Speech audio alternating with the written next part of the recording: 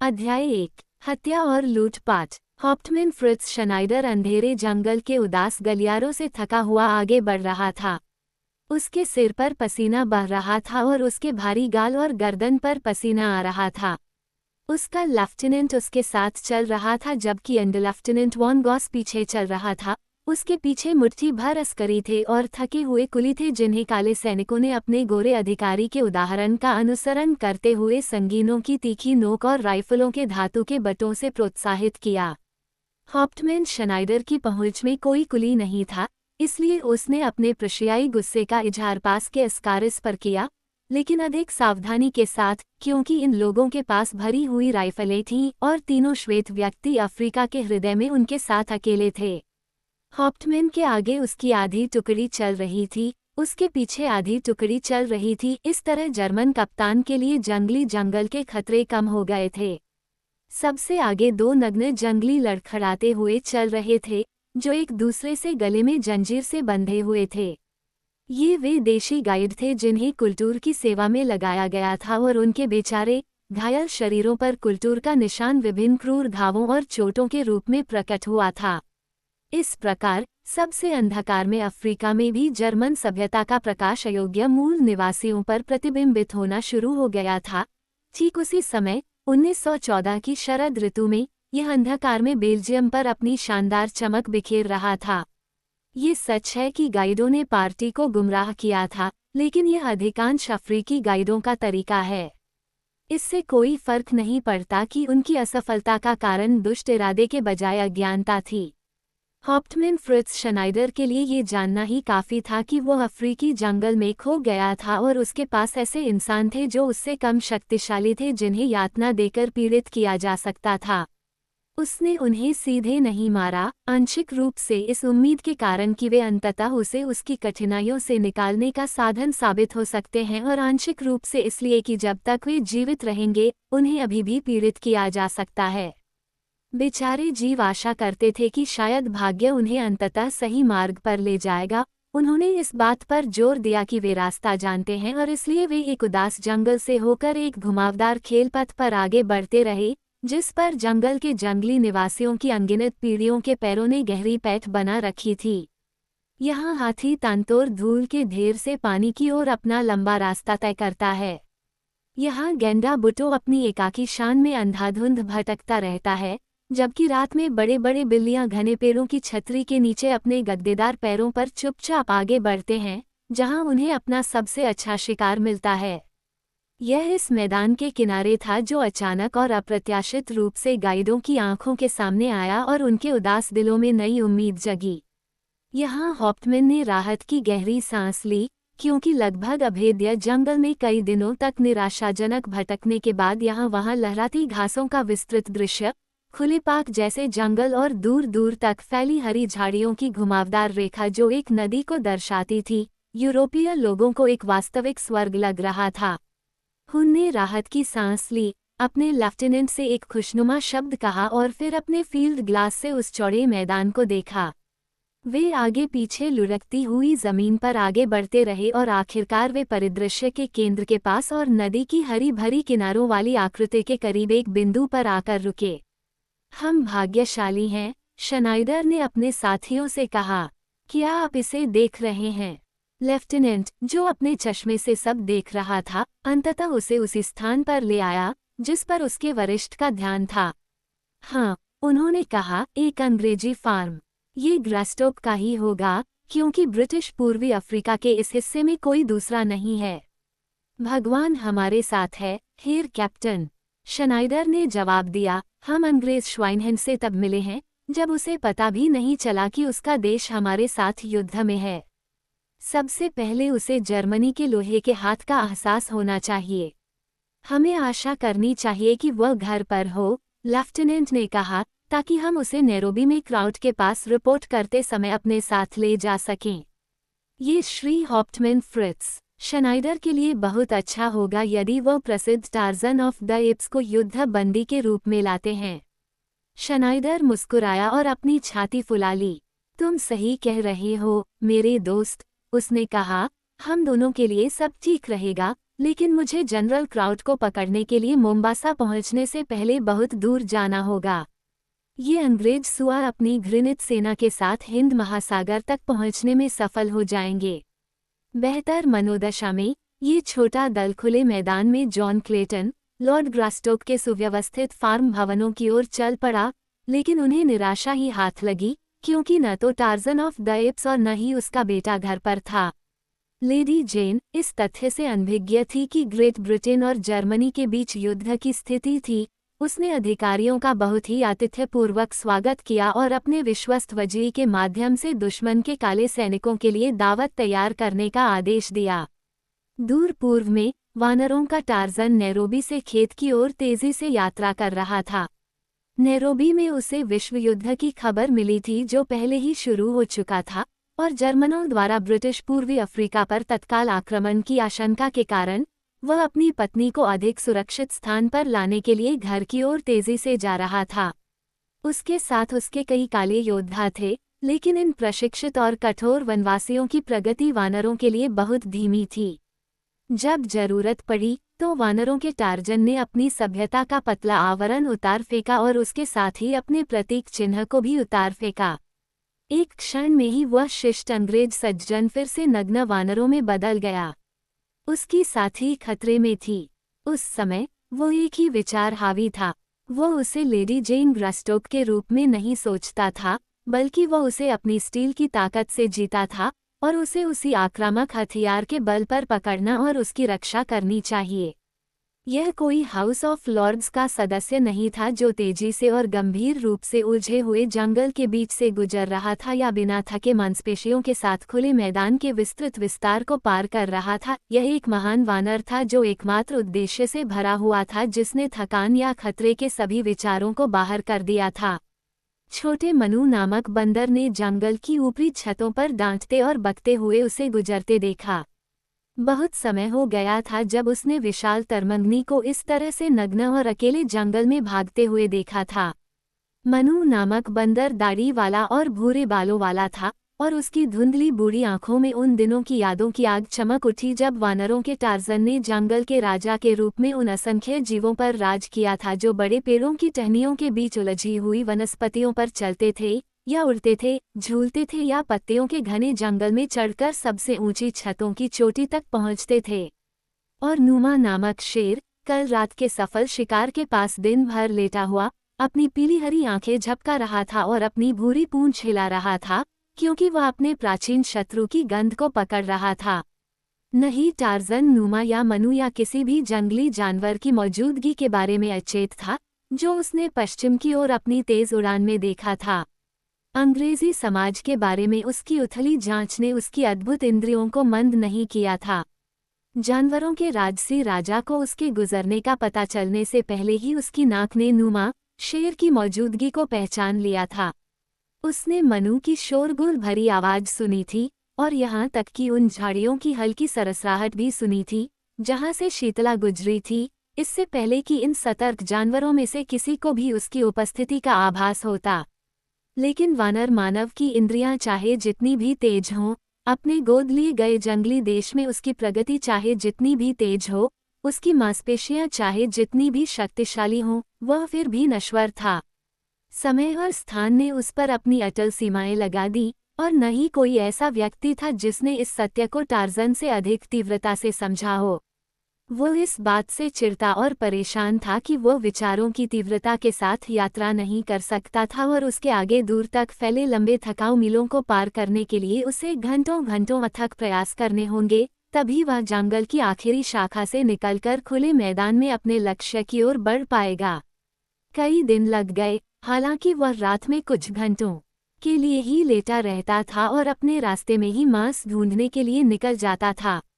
अगर भूख लगने पर वापी, मृग या होठा सुआ उसके रास्ते में आ जाते तो वह उन्हें खा लेता, लेकिन शिकार करने और खुद के लिए मांस काटने के लिए पर्याप्त समय तक रुकता। फिर अंततः लंबी यात्रा समाप्त होने को आए और वह घने जंगल के अंतिम भाग से गुजर रहा था जो पूर्व में उसकी संपत्ति की सीमा बनाता था, और फिर वह इसे पार कर गया और वह मैदान के किनारे पर खड़ा होकर अपने घर की ओर अपनी विस्तृत भूमि को देख रहा था। पहली नज़र में ही उसकी आंखें सिकुड़ गईं और उसकी मांसपेशियां तंग गईं। इतनी दूरी से भी उसे पता चल गया कि कुछ गड़बड़ है। बंगले के दाहिनी ओर जहां खलिहान थे, धुएं का एक पतला सा चक्राकार घेरा उठ रहा था, लेकिन अब वहां कोई खलिहान नहीं था और बंगले की चिमनी से जहां से धुआं उठना चाहिए था, वहां कुछ भी नहीं निकल रहा था।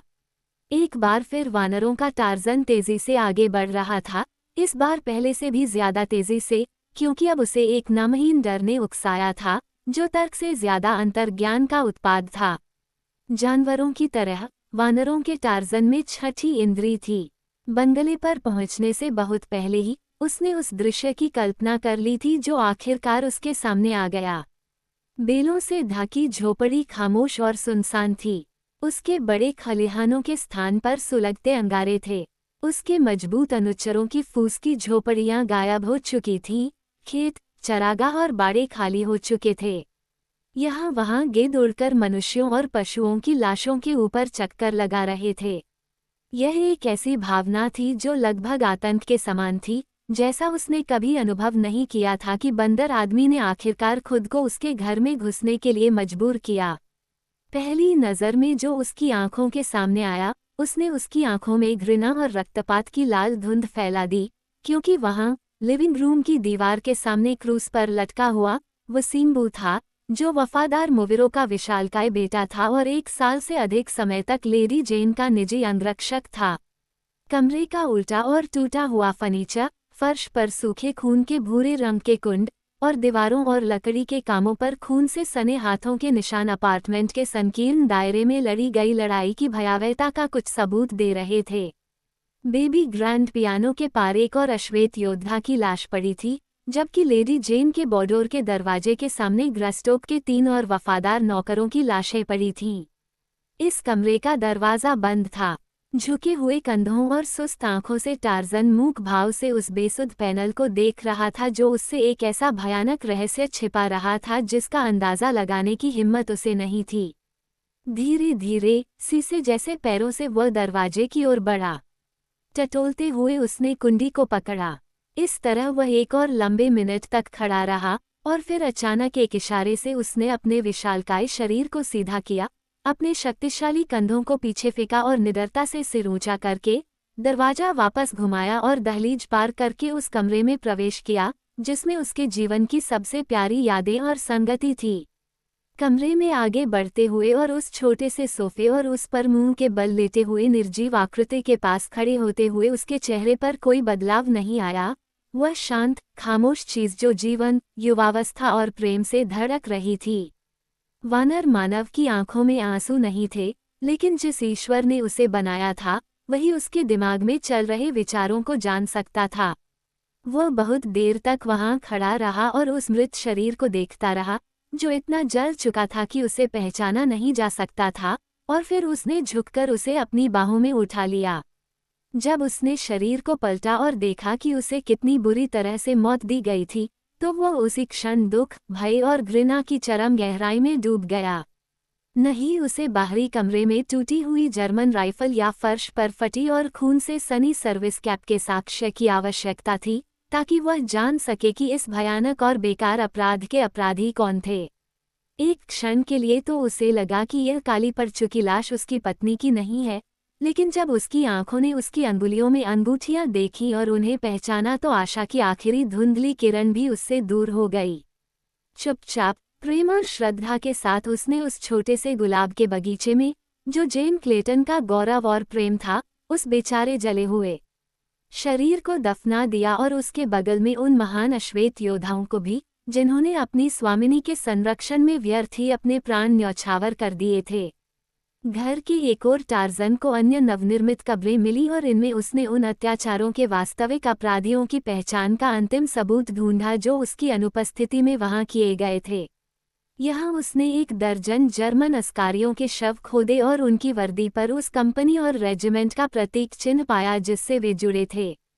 ये बंदर आदमी के लिए काफी था। इन लोगों की कमान श्वेत अधिकारियों के हाथ में थी और यह पता लगाना कोई मुश्किल काम नहीं था कि वे कौन थे। गुलाब के बगीचे में लौटते हुए वह अपने मृतक की कब्र के ऊपर उनके कुचले हुए फूलों और झाड़ियों के बीच खड़ा था। सिर झुकाए वह अंतिम मौन विदाई में वहां खड़ा था। जैसे जैसे सूरज पश्चिम के ऊंचे जंगलों के पीछे धीरे धीरे डूबता गया, वह हाउप्टमैन फ्रिट्ज शनाइडर और उसकी खून से सनी कंपनी के अभी भी स्पष्ट निशान पर धीरे धीरे दूर चला गया। उसकी पीड़ा मूक पशु की तरह थी, गूंगा, लेकिन यद्यपि वह आवाजहीन था, लेकिन कम मार्मिक नहीं था। पहले तो उसके विशाल दुख ने उसकी विचार शक्ति को सुन्न कर दिया था। उसका मस्तिष्क इस विपत्ति से इस हद तक अभिभूत था कि वह केवल एक ही वस्तुगत संकेत पर प्रतिक्रिया कर रहा था, वह मर गई, वह मर गई, वह मर गई। बार बार यह वाक्य उसके मस्तिष्क पर नीरसता से धड़कता था, एक सुस्त, धड़कता हुआ दर्द। फिर भी यंत्रवत उसके पैर उसके हत्यारे के निशान का अनुसरण करते थे, जबकि अवचेतन रूप से उसका हर इंद्रिय जंगल के हमेशा मौजूद खतरों के प्रति सतर्क था। धीरे धीरे उसके महान दुख के श्रम ने एक और भावना को जन्म दिया जो इतनी वास्तविक, इतनी मूर्त थी कि ऐसा लग रहा था कि कोई साथी उसके साथ चल रहा है। ये घृणा थी और यह उसे कुछ हद तक सांत्वना और आराम देती थी, क्योंकि यह एक उदात्त घृणा थी जिसने उसे महान बनाया था, जैसे कि इसने अनगिनत हजारों लोगों को महान बनाया है। जर्मनी और जर्मनों के लिए घृणा ये निश्चित रूप से उसके साथी की हत्या के बारे में केंद्रित थी, लेकिन इसमें जर्मन, सजीव या निर्जीव सब कुछ शामिल था। जैसे ही इस विचार ने उसे जकड़ लिया, वह रुक गया और अपना चेहरा गोरो चांद की ओर उठाते हुए अपने पीछे उस कभी शांत बंगले में किए गए घृणित अपराध के लेखकों को ऊपर उठाए हुए हाथ से कोसा, और उसने उनके पूर्वजों, उनकी संतानों और उनके सभी प्रकार को कोसा, जबकि उसने उनसे तब तक लगातार युद्ध करने की मौन शपथ ली जब तक कि मृत्यु उसे पकड़ न ले। इसके तुरंत बाद ही उसके मन में संतुष्टि की भावना उत्पन्न हो गई, क्योंकि जहां पहले उसका भविष्य शून्य प्रतीत होता था, अब वह संभावनाओं से भरा हुआ था, जिसके चिंतन से उसे यदि खुशी नहीं मिली तो कम से कम पूर्ण दुख से मुक्ति मिली, क्योंकि उसके सामने एक महान कार्य पड़ा था जो उसके समय को व्यस्त रखेगा। सभ्यता के सभी बाहरी प्रतीकों से न केवल वंचित, बल्कि टार्ज़न नैतिक और मानसिक रूप से भी उस जंगली जानवर की स्थिति में लौट आया था जिसे वह पाला पोसा गया था। उसकी सभ्यता कभी भी उस महिला के लिए एक दिखावा से ज्यादा नहीं थी जिसे वह प्यार करता था, क्योंकि उसे लगता था कि उसे इस तरह देखकर वह खुश होती है। वास्तव में उसने हमेशा तथाकथित संस्कृति के बाहरी सबूतों को गहरी अवमानना की दृष्टि से देखा था। वानरों के टार्ज़न के लिए सभ्यता का मतलब था सभी पहलुओं में स्वतंत्रता का हनन, काम करने की स्वतंत्रता, विचार की स्वतंत्रता, प्यार की स्वतंत्रता, नफरत की स्वतंत्रता। कपड़ों से उसे नफरत थी, असुविधाजनक, घिनौने, सीमित करने वाले कपड़े जो उसे किसी तरह लंदन और पेरिस के बेचारे जीवों को जीते हुए जीवन से बांधे रखने वाले बंधनों की याद दिलाते थे। कपड़े उस पाखंड के प्रतीक थे जिसके लिए सभ्यता खड़ी थी, एक दिखावा की पहनने वाले को इस बात पर शर्म आती है कि कपड़े क्या ढांकते हैं, भगवान के रूप में बनाए गए मानव रूप पर। टार्ज़न जानता था कि सभ्यता के कपड़ों में निचले दर्जे के जानवर कितने मूर्ख और दयनीय लगते हैं, क्योंकि उसने यूरोप में कई यात्रा शो में कई बेचारे जीवों को इस तरह के कपड़े पहने देखा था, और वह ये भी जानता था कि इन कपड़ों में इंसान कितना मूर्ख और दयनीय लगता है, क्योंकि उसने अपने जीवन के पहले 20 सालों में जो भी आदमी देखे थे वे खुद की तरह ही नग्न जंगली थे। बंदर आदमी को एक अच्छी तरह से मांसल, सुडौल शरीर के लिए गहरी प्रशंसा थी, चाहे वह शेर हो या मृग या मनुष्य, और यह समझना उसके लिए हमेशा से परे था कि कपड़े एक स्पष्ट, दृढ़, स्वस्थ त्वचा से अधिक सुंदर कैसे माने जा सकते हैं, या कोट और पतलून एक लचीली खाल के नीचे खेलती गोल मांसपेशियों के कोमल वक्रों से अधिक सुंदर कैसे माने जा सकते हैं। सभ्यता में टार्ज़न ने लालच, स्वार्थ और क्रूरता को उससे कहीं अधिक पाया था, जो उसने अपने परिचित जंगली जंगल में जाना था, और यद्यपि सभ्यता ने उसे उसका साथी और कई मित्र दिए थे जिनसे वह प्रेम करता था और उनकी प्रशंसा करता था, फिर भी उसने इसे कभी स्वीकार नहीं किया था, क्योंकि आप और मैं इसके अलावा और कुछ नहीं जानते हैं। इसलिए राहत की भावना के साथ उसने अब निश्चित रूप से इसे और इसके सभी अर्थों को त्याग दिया और एक बार फिर जंगल में अपनी कमरबंद और हथियारों के साथ निकल पड़ा। उसके पिता का शिकार करने वाला चाकू उसके बाएं कूल्हे पर लटका हुआ था। उसका धनुष और तीरों का तरकश उसके कंधों पर लटका हुआ था, जबकि उसके सीने के चारों ओर एक कंधे पर और विपरीत हाथ के नीचे लंबी घास की रस्सी लपेटी हुई थी, जिसके बिना टार्जन को बिल्कुल नंगापन महसूस होता, जैसे कि आप अचानक किसी व्यस्त राजमार्ग पर सिर्फ एक यूनियन सूट पहने हुए धकेल दिए जाएं। एक भारी युद्ध भाला जिसे वह कभी कभी एक हाथ में लेकर चलता था और फिर अपनी गर्दन के चारों ओर एक पट्टा लटका कर रखता था ताकि वह उसकी पीठ पर लटक जाए, उसके हथियार और परिधान को पूरा करता था। हीरे जड़ित लॉकेट जिस पर उसकी माँ और पिता की तस्वीरें थीं, जिसे वह हमेशा पहनता था जब तक कि उसने इसे जेन क्लेटन को उनकी शादी से पहले अपनी सर्वोच्च भक्ति के प्रतीक के रूप में नहीं दिया था। वो हमेशा इसे पहनती थी, लेकिन जब उसने उसे अपने शयनकक्ष में मृत पाया तो यह उसके शरीर पर नहीं था, इसलिए अब बदला लेने की उसकी तलाश में चोरी हुए गहने की तलाश भी शामिल थी। आधी रात के करीब टार्जन को अपनी लंबी यात्रा के शारीरिक तनाव का एहसास होने लगा और उसे एहसास हुआ कि उसकी मांसपेशियों की भी अपनी सीमाएं होती हैं। हत्यारों का पीछा करने की उसकी कोशिश में बहुत ज्यादा तेजी नहीं थी, बल्कि यह उसकी मानसिक प्रवृत्ति के अनुरूप था, जो जर्मनों से आंख के बदले आंख और दांत के बदले दांत से ज्यादा की मांग करने के दृढ़ निश्चय से चिन्हित थी। समय का तत्व उसकी गणनाओं में थोड़ा बहुत ही शामिल था। आंतरिक रूप से और साथ ही बाह्य रूप से टार्जन पशु बन गया था और पशुओं के जीवन में अवधि के एक मापनीय पहलू के रूप में समय का कोई अर्थ नहीं है। पशु केवल अभी में सक्रिय रूप से रुचि रखता है, और जैसा कि यह हमेशा अभी है और हमेशा रहेगा, वस्तुओं की पूर्ति के लिए समय की अनंतता है। स्वाभाविक रूप से वानर मनुष्य को समय की सीमाओं का थोड़ा अधिक व्यापक एहसास था, लेकिन पशुओं की तरह जब कोई आपात स्थिति उसे त्वरित कार्रवाई करने के लिए प्रेरित नहीं करती थी, तो वह राजसी विचार विमर्श के साथ आगे बढ़ता था। प्रतिशोध के लिए अपना जीवन समर्पित करने के बाद प्रतिशोध उसकी स्वाभाविक स्थिति बन गई और इसलिए कोई आपातकालीन स्थिति नहीं थी, इसलिए उसने अपना समय पीछा करने में लगाया। वह पहले आराम नहीं कर पाया था क्योंकि उसे कोई थकान महसूस नहीं हुई थी, उसका मन दुख और प्रतिशोध के विचारों से भरा हुआ था, लेकिन अब उसे एहसास हुआ कि वह थक गया था और इसलिए उसने एक जंगल के विशालकाय की तलाश की जिसने उसे एक से अधिक जंगल की रातों में शरण दी थी। आसमान में तेजी से घूमते काले बादल कभी कभी गोरो चांद के चमकीले चेहरे को ढक लेते थे और बंदर आदमी को आने वाले तूफान के बारे में पहले से ही आगाह कर देते थे। जंगल की गहराई में बादलों की छाया ने एक घना कालापन पैदा कर दिया था जिसे लगभग महसूस किया जा सकता था, एक ऐसा कालापन जो आपके और मेरे लिए भयावह साबित हो सकता था, जिसमें सरसराहट करने वाले पत्तों और चटकती टहनियों के साथ साथ पूरी तरह से खामोशी के और भी अधिक विचारोत्तेजक अंतराल थे, जिसमें सबसे भद्दी कल्पनाएं भी घातक हमले के लिए तना हुआ शिकारियों के छिपे हुए जानवरों की कल्पना कर सकती थीं। लेकिन टार्जन इस सबके बीच से बेपरवाह होकर गुजर गया, फिर भी हमेशा सतर्क रहा।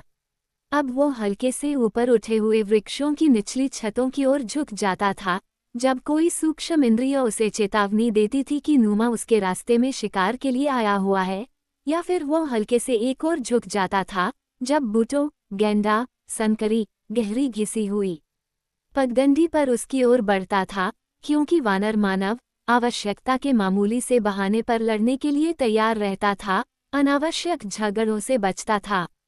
जब वह आखिरकार उस पेड़ पर झूला जिसे वह ढूंढ रहा था, चांद घने बादलों से छिपा हुआ था और पेड़ों की चोटियां लगातार बढ़ती हवा में बेतहाशा लहरा रही थीं, जिसकी सरसराहट जंगल की कमजोर आवाजों को दबा रही थी।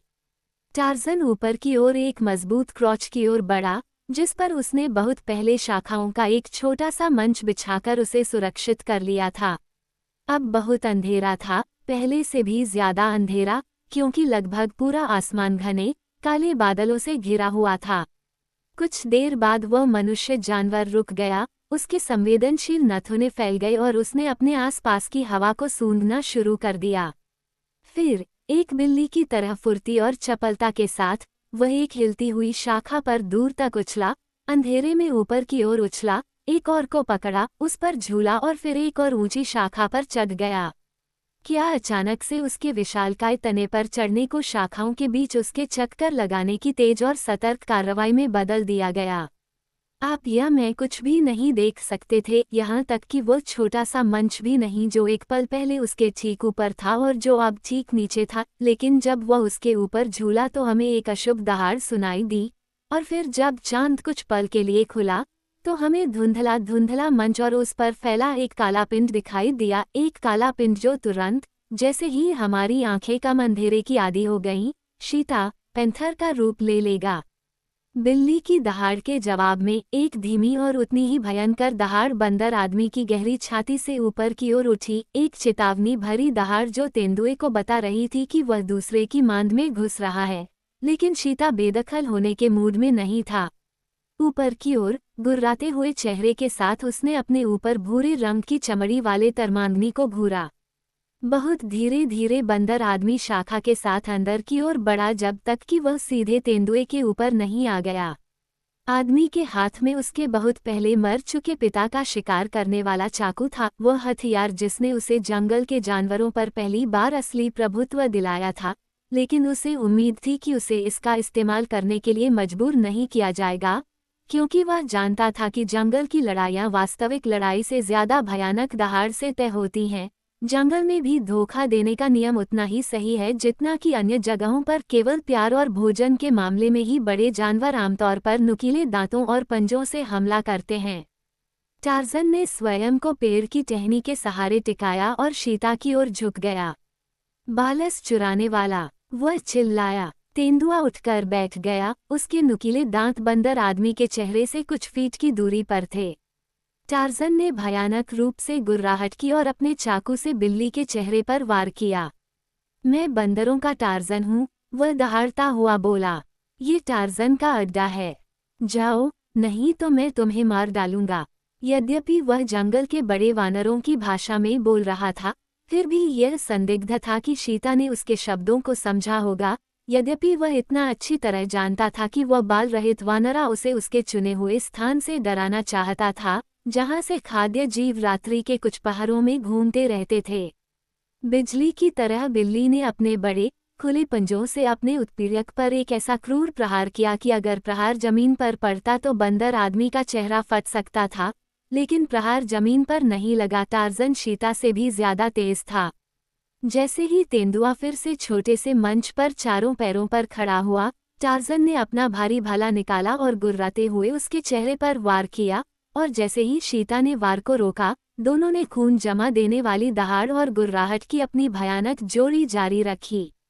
उन्माद में आकर बिल्ली ने तुरंत ही अपनी शांति भंग करने वाले इस व्यक्ति के पीछे आने का निश्चय किया। लेकिन जब उसने टार्ज़न को पकड़े हुए शाखा पर छलांग लगाने का प्रयास किया तो उसने पाया कि भाले की नोक हमेशा उसके चेहरे पर थी, और हर बार जब वह पीछे हटता तो उसके कोमल अंग पर क्रूरता से वार किया जाता। लेकिन अंततः क्रोध ने उसके विवेक पर विजय प्राप्त कर ली। वो खुरदरी शाखा पर छलांग लगाकर उसी शाखा पर चढ़ गया जिस पर टार्ज़न खड़ा था। अब दोनों एक दूसरे के आमने सामने थे और शीता ने देखा कि एक ही बार में दोनों का बदला लिया जा सकता है और रात का खाना भी मिल सकता है। छोटे छोटे नुकीले दांतों और छोटे छोटे पंजों वाला बाल रहित बंदर उसके सामने असहाय हो जाएगा।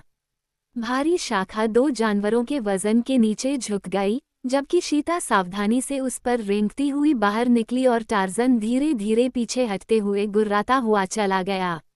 हवा इतनी तेज हो गई थी कि जंगल के सबसे बड़े दिग्गज भी उसके बल से कराहते हुए हिलने लगे और जिस शाखा पर दोनों एक दूसरे का सामना कर रहे थे, वह तूफान से टकराते जहाज के डेक की तरह ऊपर नीचे हो रही थी।